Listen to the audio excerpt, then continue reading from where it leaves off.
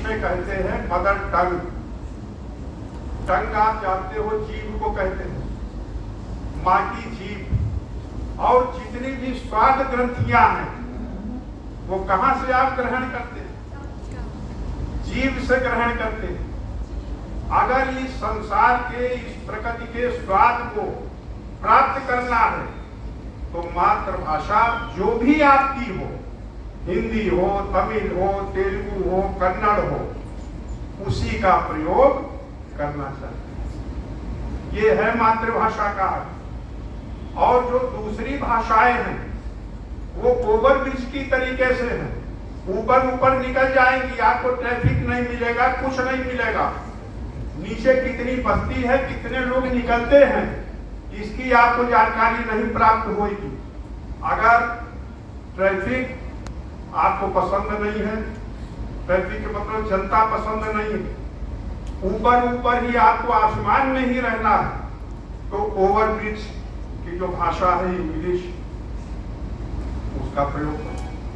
अगर जनता के बीच में रहना है तो आप सड़क सड़क चलिए, धरती धरती चलिए, जमीन जमीन चलिए। इसको समझ लेना।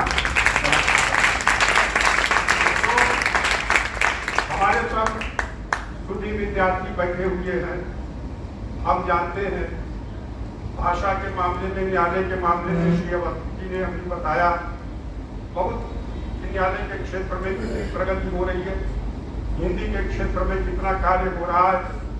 लेकिन एक जो महत्वपूर्ण बात वो ये है कि हमारा यानी कि वादी और प्रतिवादी की जो भाषा है और उन दोनों का जो विवाद है किसी भी मामले में हो, उसको जो वकील और जस्टिस, एडवोकेट और जस्टिस कोर्ट में बहस करता है, मतलब हमारा यानी वादी और प्रतिवादी का जिसकी जो भाषा है उसमें वो नहीं करता। हम नहीं जानते कि इन दोनों ने क्या कहा और क्या सुना, और निर्णय हो गया और पुलिस आई, हमको हथकड़ी डाली और लेके चली गई, हम जाने नहीं पाए। ये अगर अपना शोषण कराना है तो मातृभाषा जो है उसका प्रयोग जीवन में न कीजिए।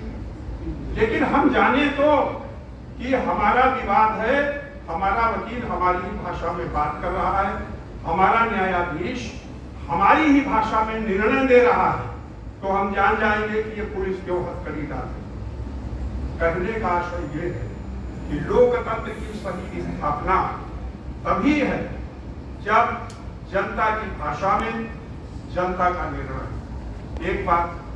दूसरी बात जो महत्वपूर्ण है वो ये है कि ये जो मातृभाषाएं हैं ये हमको प्रकृति से जोड़ती हैं, हमारे जनमानस से हमको जोड़ती हैं, हमारी स्वाद ग्रंथियों से हमको जोड़ती हैं, हमारी संस्कृति और संस्कार से हमको जोड़ती हैं। इसलिए हमारी जो भी मातृभाषा हो, और यहाँ तो हिंदी की बात है, सब लोग जानते हैं कि जब हम बहुत सहज होते हैं, बहुत सहज होते हैं, तो हम सोचते किस भाषा में, जिस भाषा में हम सोचते हैं वही सहज भाषा।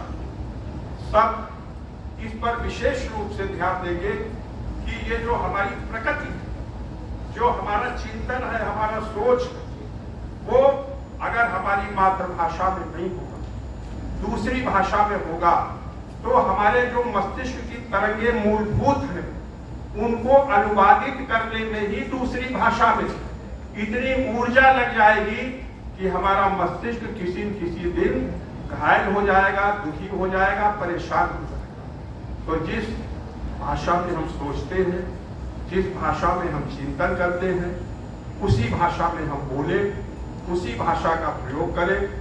इन शब्दों के साथ बहुत अधिक बोलने की आवश्यकता नहीं है, लेकिन ये जरूर है कि देश में लोकतंत्र की स्थापना तभी संभव है, लोकतंत्र जनहित का कार्य तभी कर सकती है जब हमारे निर्णय हमारी भाषा में हो, हमारे जितने प्रपत्र हैं। अब आधार कार्ड आप देखिए, कोई आधार कार्ड बनवाने जाता है तो चाहे गवई गांव का व्यक्ति हो, संशोधन कराने जाता, पूरा फॉर्म जो है वो इंग्लिश में, तो वो क्या जानेगा, वो किसी दूसरे से भरवाएगा, साइबर कैफे से भरवाएगा या किसी दूसरे से भरवाएगा, और वो भरवाने के 50 रुपए लेगा।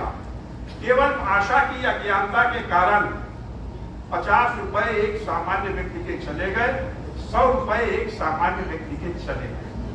तो ये भाषा अगर हमारे देश की नहीं है, हमारी मातृभाषा नहीं है, तो वो दूसरी भाषा दलाली का काम करती है, ठगई का काम करती है। इसलिए इस चीज को समझना आवश्यक है, और प्रत्येक शासक चाहता है, कोई भी शासक वो ये चाहता है कि हम जो निर्णय करें, हमारे जो आदेश निकले, वो जनता सीधे सीधे न समझ पाए।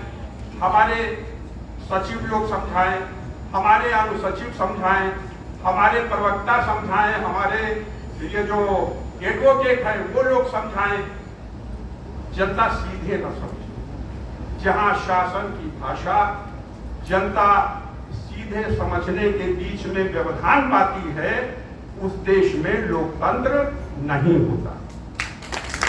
तो बिल्कुल स्पष्ट आपको जानिए, जब इजराइल स्वतंत्र हुआ तो वहां के राष्ट्रपति ने कहा कि यहाँ की हिब्रू भाषा है इजराइलियों की, इसको राष्ट्रभाषा घोषित करने में कितना समय लगेगा। अपने सचिवों को बुलाया, कहा बताओ कितना समय लगेगा। तो लोगों ने कहा 2 महीने लगेगा। तो उस राष्ट्रपति ने कहा 2 महीना नहीं लगेगा, 24 घंटे लगेंगे।